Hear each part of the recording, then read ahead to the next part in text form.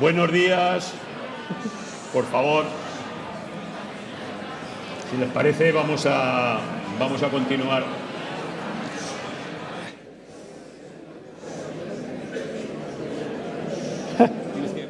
Igual hay que gritar un poco más. Buenos días, por favor. Ahora sí. Bueno, vamos a continuar con el foro de auditoría de este año. Y vamos a entrar ya en temas quizá que nos afectan como más directamente. La ponencia anterior de ideas generales, política general, ha sido muy interesante, pero nosotros ya vamos a trabajar más en el tema de… la ponencia de hoy pretende trabajar más en el tema de la auditoría. Hace ya más de un año que en el foro de Vitoria, pues con la ley de auditoría recién publicada, pues hicimos una primera y una breve aproximación a ella, ¿no? Yo creo que ya ha pasado un año y ya está en vigor la ley y creo que podremos hacer una mejor valoración de los efectos que tiene y va a tener la ley en los trabajos del auditor, ¿no? Para hacer el desarrollo de esta ponencia, pues contamos con dos verdaderos conocedores del tema. De una parte, a mi izquierda, Enrique Asla, que es licenciado en Ciencias Empresariales por la Universidad de Deusto, auditor, socio responsable de práctica profesional de KPMG en España y de la relación con los reguladores contables, vocal del Comité Consultivo y presidente de la Comisión Técnica y de Calidad del Instituto Defensor del Juzgador de Cuentas de España. Y al otro lado está Chema, que también es economista, auditor, socio responsable del Sistema de Control de Calidad de Avante Auditores, miembro del Grupo de Trabajo de las Normas Técnicas del ICAC en representación del REA y coordinador del Comité de Normas y Procedimientos de la Corporación REA+REGA. Ellos van a hacer una breve exposición, una serie de pinceladas sobre los aspectos más significativos de la ley. Chema se va a centrar más en aspectos genéricos de la ley y un pequeño comentario sobre el presente y el futuro. Y Enrique posteriormente hará un mayor análisis con un mayor detenimiento en el tema de informes y el tema de IPES. Intentamos hacer una breve exposición y dejar un rato de 10-15 minutos, si les parece, pues para preguntas que puedan tener relacionadas con el tema de la auditoría, con el tema del reglamento, con el tema de la ley, con el tema de las NIAs nuevas, con todo lo relacionado con esto. Voy a paso la palabra a Chema, empiezas tú y luego seguiremos hablando. Bueno, eguerdion Donostia, eskerrik asko momentu honetan foro honetan zuekin egoteko. Gracias por estar aquí, gracias a Donosti, y nuestro objetivo, comentado con Enrique, con Quique, como técnicos que somos de ambas corporaciones, es dar unos flashes de lo que consideramos que debemos tener en cuenta los auditores de cuentas ejercientes de cara a la aplicación de la LAC. Estamos en un momento singular, en mi opinión, debido a que estamos auditando, vamos a auditar el ejercicio 16, si es año natural, en los cuales tenemos una ley que acaba de entrar en vigor a partir del 17 de junio del 2016, pero todavía en estos ejercicios, estos encargos que vamos a auditar, pues parte del texto refundido de la Ley de Auditoría de Cuentas también está en vigor. Y entonces nos están surgiendo, o por parte de los miembros, yo creo que de ambas corporaciones, cantidad de dudas de interpretar la ley en este momento específico, que se acabarán ya pues cuando empecemos el ejercicio 2017 y apliquemos ya también la ley y las NIAs guiones revisadas, que como bien sabéis en ese momento han estado en exposición pública y el grupo de normas estamos tratando en el ICAC para ya cerrarlas definitivamente y se publiquen en el BOICAD de diciembre. Creo yo que eso es un poco el calendario. Sin más. Bueno, puntos que los flashes. Uno, la nueva definición de entidades de interés público. Yo creo que es importante, teníamos más entidades de interés público que Alemania, que tiene más casi el doble población, y con ese Real Decreto, pues yo creo que ya de 8.000 y pico, se quedan en 1.000 y pico, que parece que es una medida lógica por tamaño y se tiene en cuenta, ¿no? Se aumentan los importes y los números de trabajadores, las sociedades de garantía recíproca salen de ahí, entran del MAC y se elevan los partícipes, ¿no? Sin más, pasando ya a la ley, y por yo creo que el tiempo disponible, y además, Enrique, por favor, cualquier puntualización, bienvenido sea, pero yo te lo agradezco sinceramente, pues partimos de la insistencia del regulador en la relevancia pública de la auditoría. Prestamos un servicio que interesa y afecta a terceros, pues que mantengan o puedan mantener relaciones con las empresas o entidades que auditamos. Yo creo que partiendo de esa frase, ahí el legislador intenta, pues no sé si guiarnos un poco en esta propia de la actividad, ¿no? Empezamos con el artículo 3, el famoso tema de la red, ¿no? Ahí empezamos con las definiciones y versus, resolución delicada del 31 del 10, en las cuales se modifican los modelos 02 y 03, que tenemos un plazo hasta el 30 de noviembre, es decir, estamos inmersos en ello, debido a que por ambas corporaciones vemos errores en los modelos, los notificamos, les decimos que esos cambios tenían que estar mediante una resolución, se reúne el comité de auditoría en la última semana de septiembre y ya se publican y los tenemos ahora ya en la página de la web para rellenarlos. Quería aprovechar el momento que estamos aquí para que tengamos en cuenta novedades, porque en los primeros que revisamos, pues incluso decía que había 4 corporaciones, ¿no? Que estaba el REA, que estaba el REGA, que estaba el Consejo General y el Instituto de Censores Juzgados de Cuentas. Es decir, que había 4 corporaciones cuando en este momento había 2. Bueno, hay cantidad de temas que se han corregido, pero seguimos apreciando en la lectura de estos nuevos que sigue habiendo errores. Cosa que es singular, porque si no sabemos los auditores cómo informamos de nuestros trabajos, pues ya empezamos con un tema ya dificultoso, ¿no? Hay que tener cuidado también, y os quiero que antes de que lo rellenéis, que tenemos tiempo hasta el 31, solo todo el aspecto de la red y el artículo 3. En el preámbulo de la ley se habla de red auditora y no auditora. Luego, en el artículo 3.14 no se dice más que red, entendiendo que son todo. Yo creo que antes de rellenar los modelos, reflexionar sobre todas las vinculaciones que tendréis de red, no red de cooperación, la red que entendemos tal como tal, o la red de dependencia, según el artículo 42 del Código de Comercio. Estamos en la del 47 del Código de Comercio, cuando tienes una influencia relevante que se supone que es por encima del 20%. Estamos hablando si tenemos participaciones en una pastelería. Habrá que decirlo, que la tenemos, ¿no? Será red no auditora, aunque igual se está persiguiendo que sea de asesoramiento fiscal o de otro tema, ¿no? Pero bueno, yo creo que las reflexiones es importante porque, como bien sabéis, en julio salieron 80 cartas, algunos la habrán recibido los presentes, por parte de nuestro órgano regulador a finales de julio, yo creo que también una fecha singular, indicándoles que a través de los datos del registro mercantil una serie de auditores de cuentas estaban de administradores en diversas entidades. Presentar alegaciones al respecto si verdaderamente esas relevancias o esas operaciones se había informado en los modelos del año 2015, porque no ha habido mucho cambio entre el texto refundido de la Ley de Auditoría de Cuentas al respecto en este tema, y pudiesen ser causas de una infracción y una sanción que ya era 12.000 euros, que igual no era cubierta por el seguro porque era un tema administrativo, y otro riesgo, que la segunda que nos pillasen con un motivo suficiente en 5 años nos daban de baja 5 en el ROA, 5 años de baja en el ROA.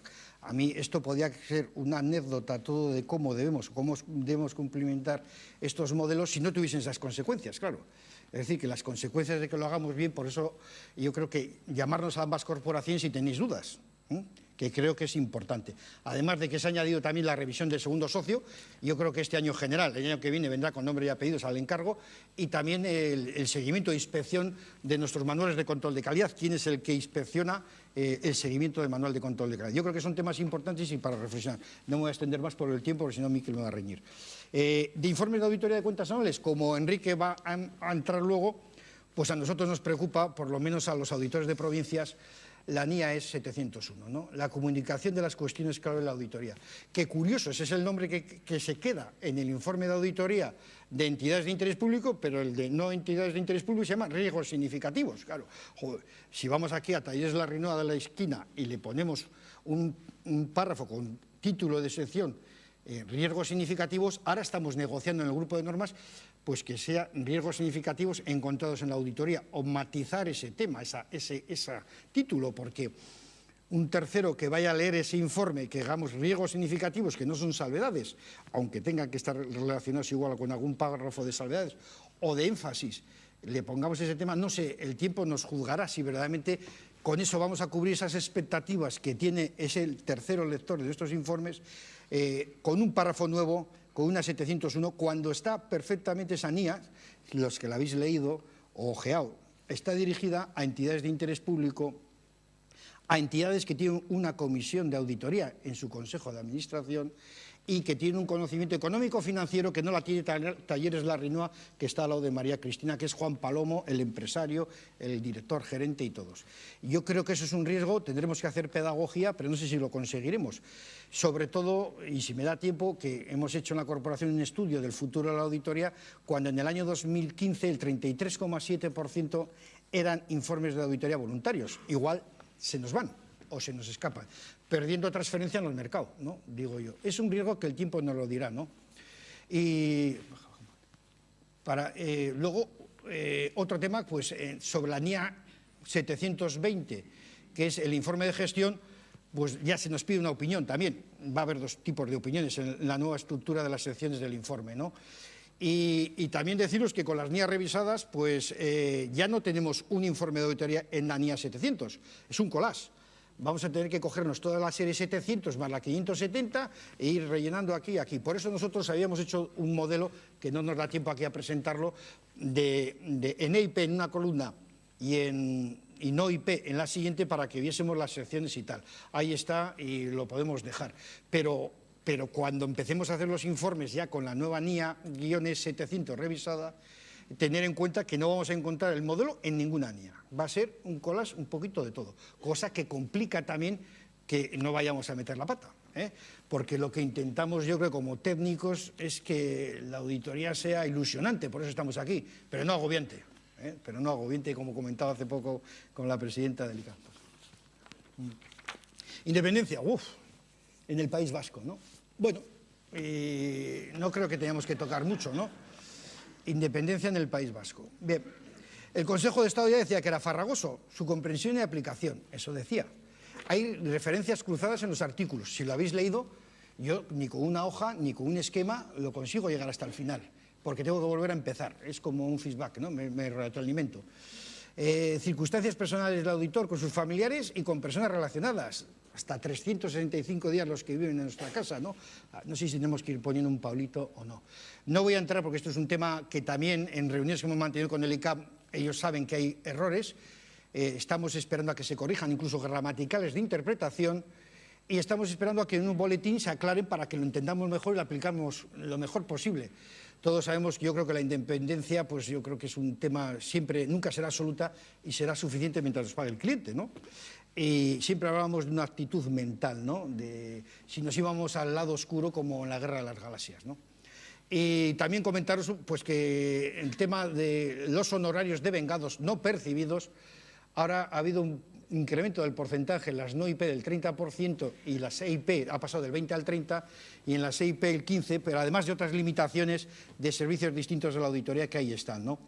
Yo creo que en la directiva y el reglamento pues a las no IP había una limitación de horarios, pero bueno, la ley lo ha dejado y lo ha plasmado hoy, un 30%. Y yo creo que ha clarificado también su cálculo, cuando antes el cálculo era también un poco complicado, ¿no?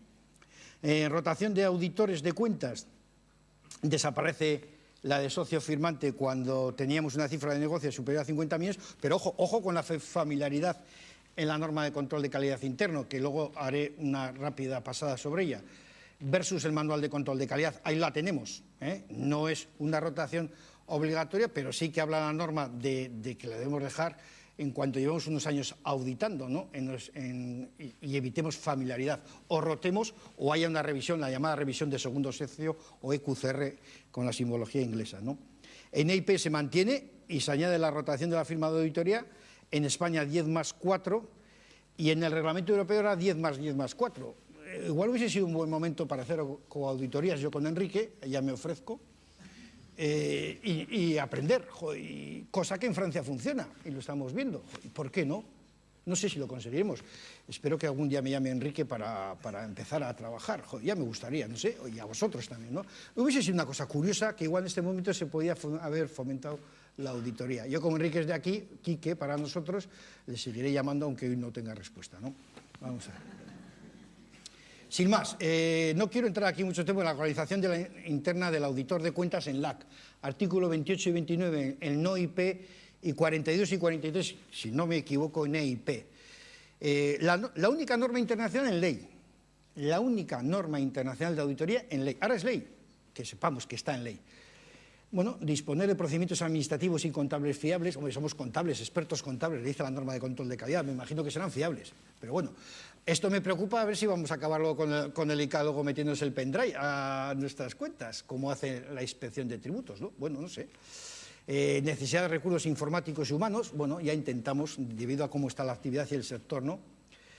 Pues implantar el sistema de control de calidad que cumpla la norma de control de calidad interno, en la cual ya se dice que el responsable tiene que ser un auditor ejerciente, todo el tema de amenazas de independencia y políticas retributivas. También se nos han metido con políticas retributivas cuando todos sabemos que la política retributiva no es como comprar un ordenador, ¿no? Este tema puede ser delicado y que no se nos tiene que nuestras firmas de auditoría no se nos revuelva todo el mundo, ¿no? Reglamentariamente es otro tema importante. Joder, se determinarán requisitos simplificados. Bueno, esperemos que sea así, porque esto se regula para todo tipo de entidades, muchas veces pensando en las grandes entidades, pero no de nuevo en ese Talleres La Rinoa que está aquí, al lado. Y creemos, o pensamos, o sufrimos unas normas que nos agobian y a veces nos permite que la auditoría sea ilusionante. Bueno, sí. Pasa, sí. Organización del trabajo, que es el 29. Aquí tenemos, en rojo lo he puesto, ¿eh? Lo veis bien, ¿verdad? ¿Qué va a pasar con esto? Es ley. Veremos, ¿no? Como veremos. ¿Qué hacemos en un plazo máximo de 60 días cuando estemos en plena costera de la auditoría en términos marítimos? A partir de la fecha del informe. Ley. Ese era un aplicativo de la norma. Ahora es ley, sin más. Bueno, y una serie de registros que ahí los tenéis, ¿no? ¿Esto cuál es el problema de esta organización? Bueno, luego está el tema de IP, que además de esto, de acuerdo con el reglamento europeo, exige, pues, le exige más documentación y más cariño a toda su organización interna para realizar auditorías de IP, y el tema siguiente, pues, son las infracciones, claro, y sanciones. Es una infracción grave cualquier incumplimiento de la norma de control de calidad interno y sistema de control de calidad interno. No sé cuántas actividades profesionales tiene una norma de control de calidad, como la nuestra y en ley, ¿no? No sé si a un médico cuando va a operar y saca un bisturí le vamos a decir, oye, enséñame tu manual de control de calidad y cuánta formación has hecho. No, igual no sé. Este es un tema que me gustaría saber y conocer en otras actividades. Ya sabemos que no hemos dicho cuál es la insistencia del legislador cuando ha iniciado el tema, ¿no? Otro tema que nos preocupa, pues que en la Comisión de Auditoría de Cuentas no estamos los auditores ejercientes. Singular, no lo entendemos ni lo comprendemos, pero así está. Régimen de infracción y sanciones, pues se nos dice que son preventivas o recaudatorias, que tienen carácter preventivo o son recaudatorias, pero se aumentan de 7 a 13 las infracciones muy graves. Se disminuye las graves, y se mantienen 2 las infracciones leves. Además, las sanciones concretas en multa son más gravosas que con el texto refundido a la auditoría de cuentas, sobre todo en las entidades de interés público. Bueno, ya veremos cuando trabajemos juntos. Y otro tema, según esta corporación, el desarrollo, ¿qué pasa con el reglamento del texto refundido a la auditoría de cuentas? ¿En vigor o está derogado? Según nuestros asesores jurídicos nos dicen que está derogado. Yo no soy jurista. ¿Por qué? Porque la disposición derogatoria única dice, y en particular el texto refundido de la ley de auditoría, como el reglamento es un desarrollo del texto, entienden que está derogado. Y no dice en el texto, si diría en el texto solo sería el texto, no el reglamento. Por eso en este momento nosotros que tenemos que decir que verdaderamente a nuestras entidades que auditamos o que recibimos sus encargos que cumplan ciertas normativas, nosotros sabemos si tenemos que cumplir este reglamento o no. El ICAT nos transmite, lo hemos preguntado sin duda, ¿qué debemos de hacer? Bueno, pues que aplicarlo en todo lo que nos contradiga la LAC. Pero si no nos interesa, vamos a ir a los tribunales y luego cuando salga la resolución, eso es otra historia. Pero estaríamos en un tema de conflicto. Por eso yo creo que el desarrollo del reglamento de la ley de auditoría creo que tiene que ser un tema prioritario. Nada más comentaros la famosa consulta 1 del UICAT 105, que tengamos en cuenta cuando sacamos un modelo de informe, que si lo hacemos no está de las entidades que no están bajo paraguas de la LAC, sacamos modelos de informe ambas corporaciones, teniendo en cuenta la NIA 700, que en principio va a entrar la definitiva el 15 del 12 del 2016 para ejercicios que tengamos que emitir informes a partir de esa fecha. Ojo, que podemos tenerla que aplicar ya al cierre de este ejercicio. Ojo, nada más un recordatorio. Luego, sin más, tenía aquí, que igual luego Carlos en el cierre lo va a utilizar también, un estudio que habíamos hecho del futuro de la auditoría, en el cual nos sigue preocupando pues, si verdaderamente nuestra actividad es interesante para los nuevos graduados. En la Universidad del País Vasco, tanto pública como privada, hace 15 años todo el mundo quería ser auditor de cuentas, ahora no hay esa ilusión. No hay esa ilusión. Cambios generacionales, defensa del auditor. Nosotros, nuestra corporación y la auditoría, hemos nombrado un defensor del auditor y la auditoría, como el del pueblo, pero un auditor. Entonces, pensamos que eso es propia labor del ICA. Yo hablaba de nuevo con la presidenta, que espero que siga con nosotros, y ese es un reto que hemos cogido, de que sea ilusionante. Para eso estamos los técnicos, para ayudar a cumplir los requerimientos de la ley. Pero también para que estemos a gusto, joder, que no estemos con la espada de Damocles todos los días, ¿no? Sigue pasando. Pues el auditor individual sobrevivirá, pues joder, está el pobre hombre, pues todos hemos sido auditores individuales en descenso. Tenemos que apoyarlos porque yo creo que hacen trabajos muy interesantes, pero debido también a la evolución de las normas, pues estar solo en su sitio, yo creo que le tenemos que apoyar a ambas corporaciones para que temas de la aplicación de la norma de control de calidad salga vivo de ella, ¿no? Pero bueno, preocupante. La hora. Joder, esto sí que es preocupante, ¿no? Para que seguir viviendo esto. A 65 euros la hora, ¿no? Ojo, cuando digamos las horas en los modelos 02 y 03, dividirlo por 65, no les vayan a quedar muy pocas horas y no se la trague nadie. Te digo, y seréis causa ya de poneros en una posible revisión de cariño, ¿no? Sí. Está excesivamente concentrado, ya le he hecho una apuesta a Enrique con que espero su respuesta. Entonces, bueno, pues ya se sabe cómo está el mercado, ¿no? Entonces, igual, verdaderamente, pues en el País Vasco siempre hemos sido pioneros, hemos hecho innovación, ¿verdad? Aquí que hemos hecho de todo, pues igual rompemos esto rápidamente, ¿no? Estas tendencias.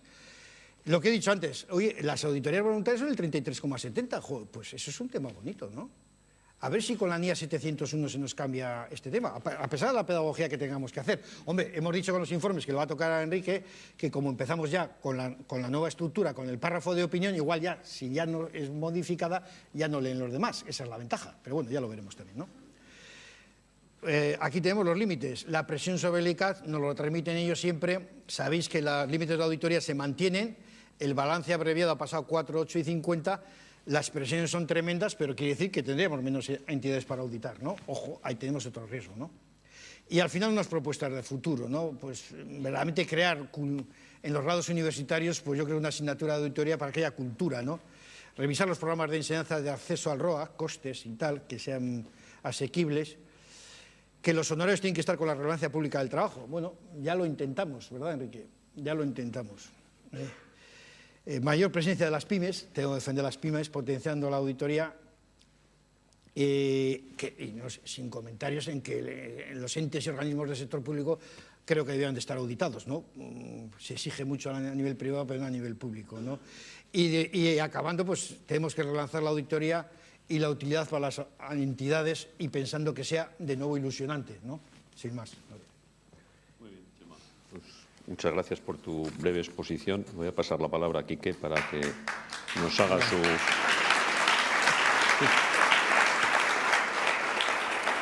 Quique, ¿lo pasas tú mejor? Sí, lo único que lo enchufas. Ahí. Bueno, muy buenos días, casi ya tardes, y pues agradecer a los organizadores del foro haber invitado a tener la oportunidad de hablar con colegas. O sea, yo creo que lo que será interesante probablemente es que tengamos oportunidad para intercambiar ideas. También mi agradecimiento a los organizadores por haber limitado mi participación a 15 minutos, porque esto limita bastante el riesgo de error. Vamos a hablar de informes. Yo creo que Chema ha contextualizado perfectamente de qué estamos hablando. Estamos hablando de la nueva ley, y la nueva ley pues afecta fundamentalmente aspectos relacionados con temas de independencia, con temas de rotación de auditores, pero también con temas de informes. Y de esto es lo que queremos hablar un poco hoy, y durante estos 15 minutos. La primera, transparencia, es para poneros a todos en contexto. Esto, por supuesto, lo sabéis mucho mejor que yo. Venimos de unas normas de auditoría, unas normas técnicas que han convergido a las normas internacionales. Las estamos aplicando ya desde enero del 14, y nuestro marco jurídico, nuestro marco reglamentario, pues está circunscrito a lo que es las NIAs y también la ley de auditoría y el reglamento.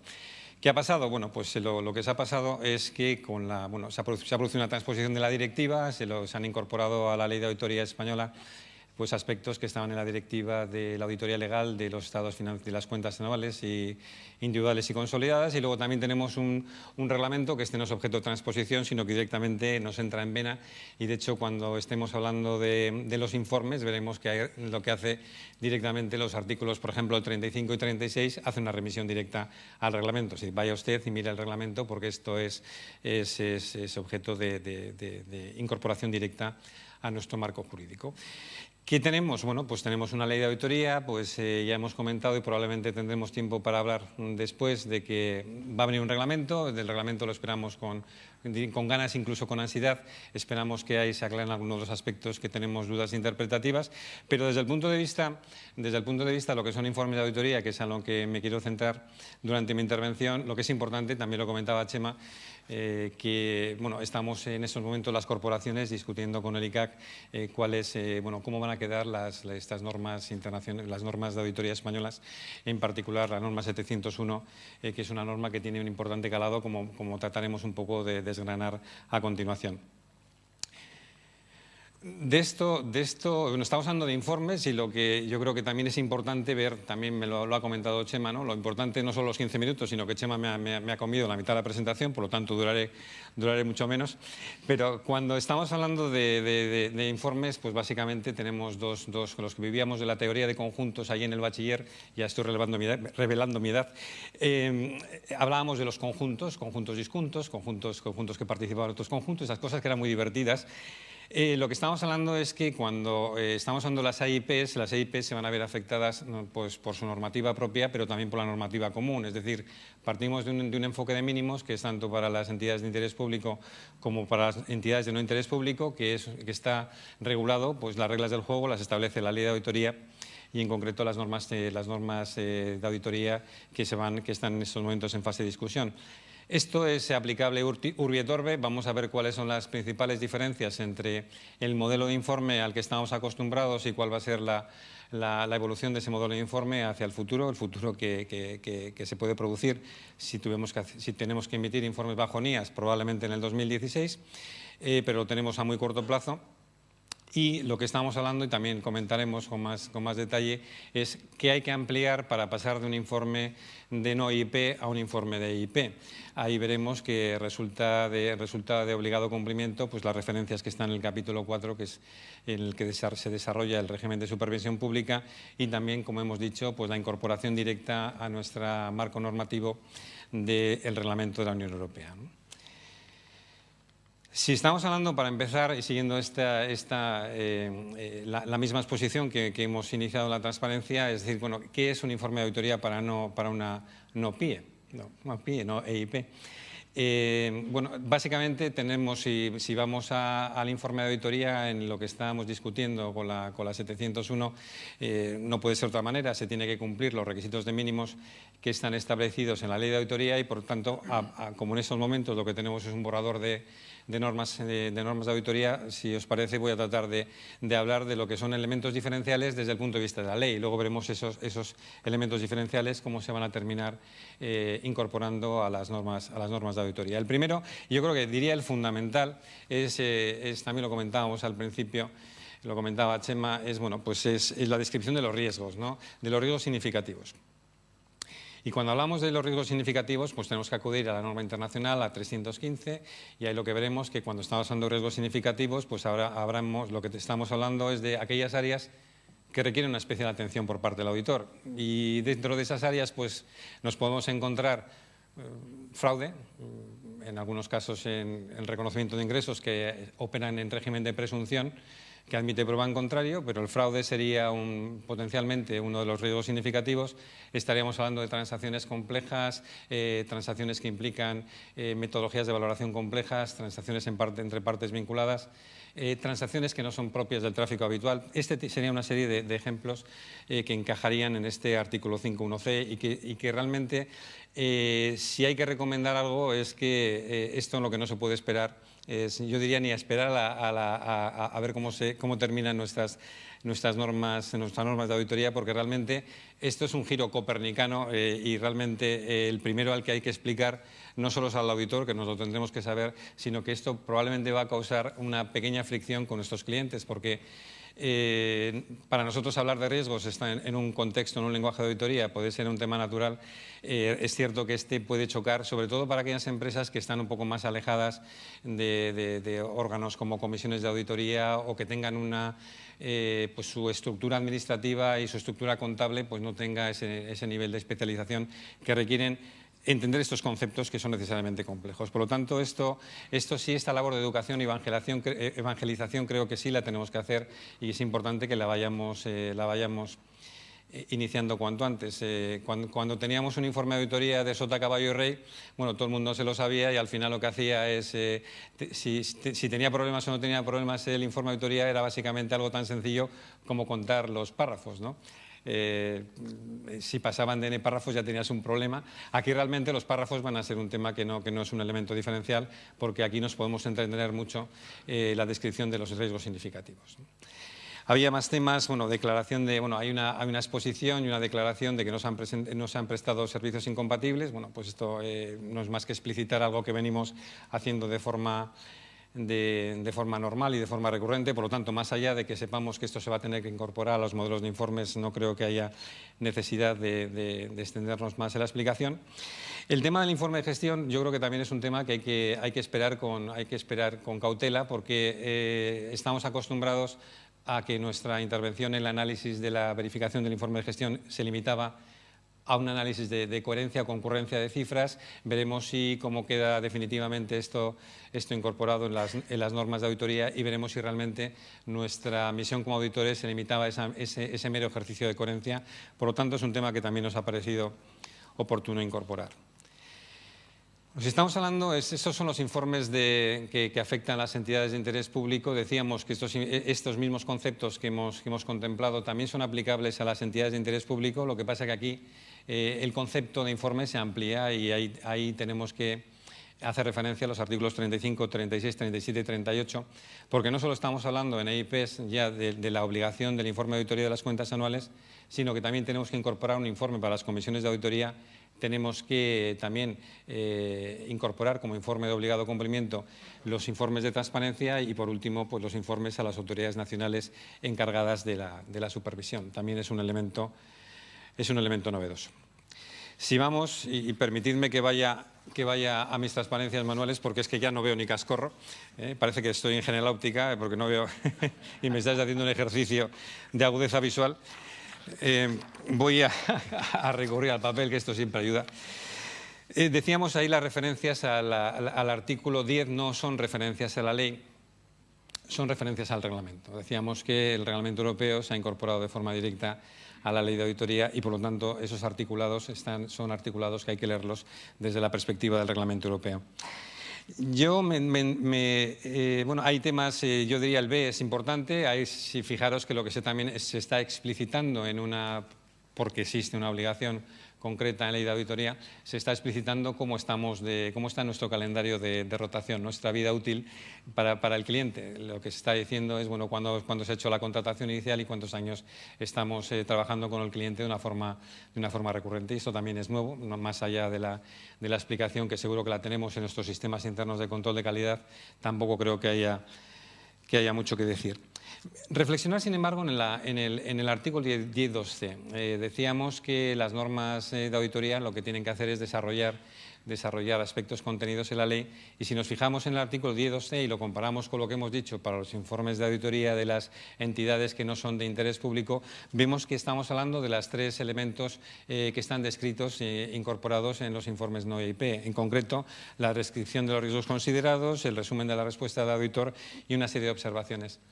Y este es un tema importante porque cuando vayamos, por lo menos a las normas y al texto que hemos tenido en estos momentos que hemos tenido acceso, cuando estamos hablando de EIP se está hablando de aspectos claves. La norma 701 habla de aspectos claves y ahí volvemos otra vez a la teoría de conjuntos. No cabe duda que que los riesgos significativos van a ser aspectos claves, pero los aspectos claves pueden incorporar elementos adicionales a los riesgos significativos y, por lo tanto, lo que tendremos que ver, y uno de los primeros retos a los que nos enfrentaremos con el nuevo informe, es cómo modulamos y cómo determinamos qué elementos adicionales a los riesgos significativos que hemos encontrado en el desarrollo de nuestro trabajo hay que incorporar a un informe en el caso de IPES. Bueno, hay algunas novedades más. Seguimos, son novedades del reglamento, las tenéis en la presentación. Hay que hablar de la coherencia del informe de auditoría con lo que se ha comunicado a la Comisión de Auditoría, ese informe obligatorio.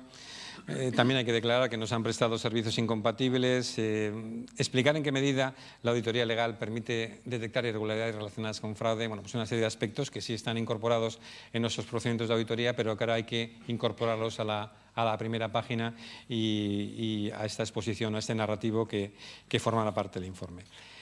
Tenéis a continuación, y ya estoy agotando mi tiempo, bueno, yo creo que esto no hay, si os sirve, hay lo que hemos tratado de extractar, es los requisitos adicionales que tienen los 3 informes adicionales que estamos hablando en el caso de entidades de interés público. Estamos hablando de los informes adicionales para la Comisión de Auditoría, del informe de transparencia y del informe en el caso de que se hayan puesto de manifiesto como consecuencia de nuestros procedimientos de auditoría hayamos detectado o identificado irregularidades que puedan afectar a la concesión de licencias, emisiones de informes con salvedades, etcétera. Lo tenéis ahí, yo creo que os puede venir, si os puede venir bien como un recordatorio perfecto, pero que insisto, si es que lo que os estoy comentando lo sabéis de carrerilla, yo creo que sí es importante que si te parece, Miquel, que iniciemos el turno de cuestiones. Muchas gracias.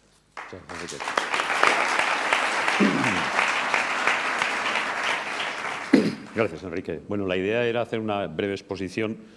Parte de lo que no ha informado Enrique está en las transparencias que hay, que me imagino que se colgará en la página web en su momento y se podrán ver. Y lo fundamental, yo creo que lo que es importante es que, teniendo en cuenta que tenéis aquí 2 personas que dominan la materia, que conocen la materia porque participan en los órganos con el ICAC, pues qué tipo de dudas, preguntas, cuestiones podéis plantear o queréis plantear y si de alguna manera ellos son capaces de aclarar o clarificar cantidad de dudas que yo creo que todos tenemos tanto al leer la ley como a leer las nuevas NIAs como a esperar al propio reglamento. No sé si alguien quiere hacer una pregunta o si no, yo sí tenía que hacer una pregunta a ellos 2. Básicamente, que es la siguiente, cualquiera de los 2.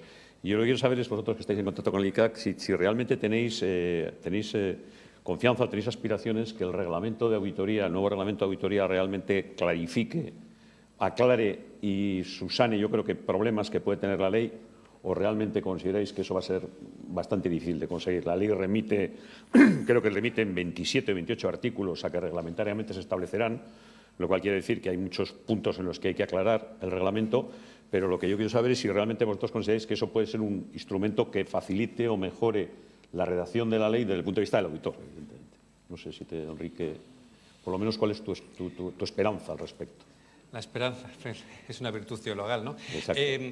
Bueno, no cabe duda que la respuesta tiene que ser sí. En primer lugar, porque somos personas optimistas, los auditores somos gente optimista. Y en segundo lugar, porque es lo normal. O sea, en cualquier proceso de desarrollo normativo, pues empieza por la ley. Lo que hace un reglamento es precisamente desarrollar y aquilatar un poco y explicar los elementos que están un poco más en un terreno más conceptual de la ley. O sea, por lo tanto, que sí creemos que el reglamento va a aclarar y estamos convencidos que el ICAC está por la labor de realmente aclarar aspectos que no son en estos momentos o que son sujetos a interpretaciones. No, ya le he quitado a Enrique, yo quería, para que ya recupere el tiempo que ha perdido antes, no quería meterme mucho con ello. Pero ahí está claro, desde nuestro punto de vista, el artículo 5 de la ley y con respecto a la NIA 701, como bien ha comentado Enrique, pues no nos gustaría que estuviese para las no IP. Entonces, vía reglamentaria, no sé si se podrá matizar o no. Yo entiendo que no por jerarquía jurídica, ¿no? Y nos interesaría también un poco, que he comentado un poco en la organización interna del auditor de cuentas, que ahora es la norma que está en ley, pues que se adecúe un poco al encargo, a las circunstancias del encargo, ¿no? Además de esa fe que ha mostrado Enrique en que será todo en positivo, de lo cual vamos a participar ambas corporaciones para lograrlo. Y seguro que el ICAC nos escuchará, entiendo yo que sí. No, de todas maneras, hay que ser optimistas, pero no excesivamente optimistas, porque no cabe duda que estamos hablando de que la ley, en el artículo 5, está ahí. Por lo tanto, con independencia de que nos pudiese gustar o no gustar, entiendo que puede ser complejo. Y si el legislador que dice que esa relevancia pública lo va a conseguir vía eso, o vamos a perder información de nuestras pymes, ¿no? O se nos van a marchar, ¿no? En un mercado como está. Yo creo que la gente tiene que tener inquietudes, preguntas o dudas, ¿no? Que está muy clara la ley y lo tenemos todo muy clarito. Lo que está claro es la exposición, no te quepa ninguna duda. La exposición la he entendido perfectamente, creo que sí. Pero Alguna más larga que la otra, pero bien. Pero no sé si realmente puede haber interés. Yo creo que la ley tiene apartados o tiene artículos que realmente pueden dar lugar a que realmente sean motivos de análisis posterior. En concreto, a mí hay uno que sí, cuando leí la primera vez la ley, me quitó un poco el sueño, que es el 45. El artículo 45 lo que dice es que reglamentariamente se establecerán qué condiciones deben de cubrir aquellas entidades para que puedan ser, en teoría, catalogadas, estoy resumiendo el artículo, no sé de memoria, como entidades con capacidad para auditar EIPs.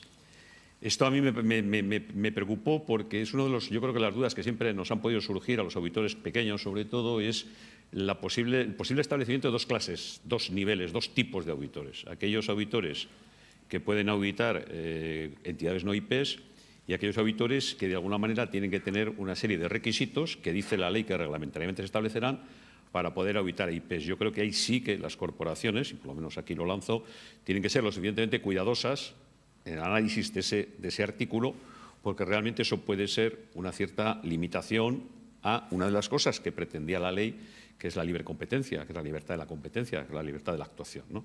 Entonces, yo en concreto sí que creo que hay puntos dentro de la ley que reglamentariamente hay que establecer y algunos se quitan el sueño, y ese leído así de golpe, pues en principio a mí me transmitió una cierta inquietud. No sé si participáis de ese criterio o no lo participáis, o quizás si los auditores pequeños y medianos igual estamos un poco más susceptibles con respecto a la redacción de ese artículo que lo que pueden ser las auditorías o las auditoras que ya de por sí pues saben que van a cumplir esos requisitos, ¿no? Bueno, no cabe duda que bueno, el artículo 45 está ahí. Yo haría una reflexión un poco porque, hombre, yo entiendo que cuando estamos hablando de un desarrollo normativo y de cualquier cosa, yo creo que al final todo el sentido común debería prevalecer en estas y en muchas de las discusiones que estamos teniendo. Yo creo que al final lo que tiene sentido común, sentido común se entiende y además, pues una vez que lo entiendes es mucho más fácil su aplicación. Yo la reflexión que haría no es tanto, evidentemente nadie está cuestionando la capacidad de ningún auditor, porque a empezar todo el proceso de homologación de auditores pues es el mismo, todos tenemos que pasar unos exámenes, acreditar una formación técnica, teórica y práctica. Por lo tanto, a partir de ahí, valor, como en la Mini, ¿no? valor se le supone al auditor, que además tiene un montón para enfrentarse en estos mundos turbulentos, ¿no? Aquí el punto es, si fijaros desde un punto de vista ya no de control de calidad, pero de sentido común, cuando a mí, auditor, con independencia del tamaño, se me está planteando realizar un trabajo de auditoría, lo primero que tengo que hacer es analizar si en la casa tengo elementos suficientes en términos de recursos, especialización, experiencia práctica, experiencia teórica para abordar el trabajo. Para mí ese es el punto fundamental, porque realmente es el que determina, más allá del reglamento, que luego veremos hasta dónde se tiene que desarrollar, pero esa aplicación del sentido común es que si yo, por ejemplo, pues como auditor no he hecho auditorías de casinos, lo digo porque probablemente no sea muy normal y no tengamos muchos compañeros que estén auditando en esos momentos casinos, pero digo, igual me lo pensaría, ¿no? Me pensaría si realmente estoy capacitado para realmente realizar esas auditorías. Quiero decirte que esto sería el planteamiento, es como quiero leer el artículo 45 y mi expectativa, insisto porque soy optimista, es que el artículo 45 reglamentariamente no vaya más allá que la mera aplicación del sentido común.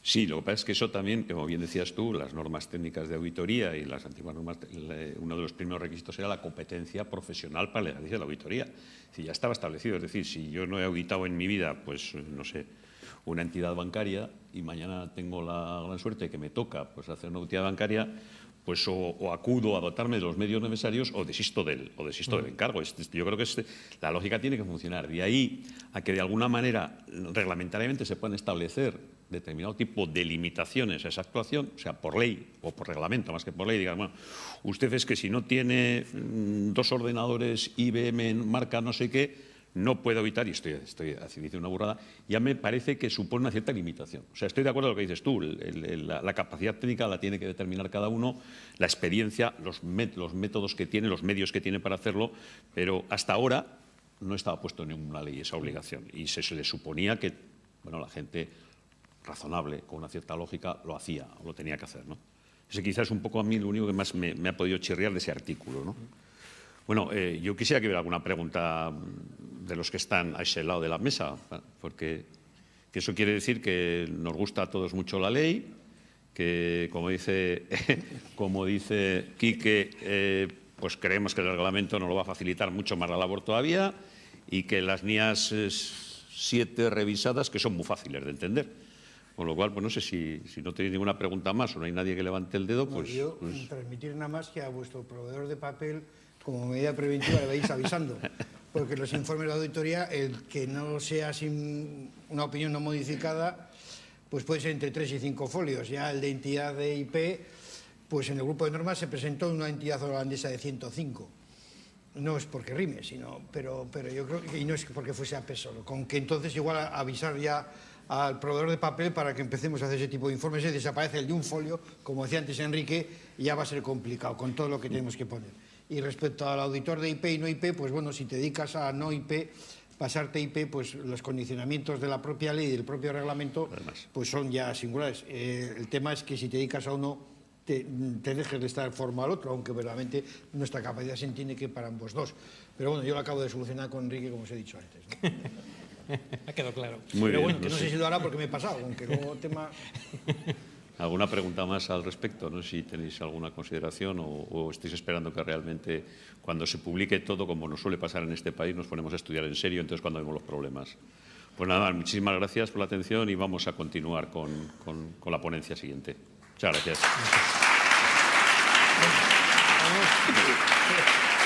Muy bien, Chema. Muy bien, Chema. Muy bien. Es un placer, como siempre, estar contigo.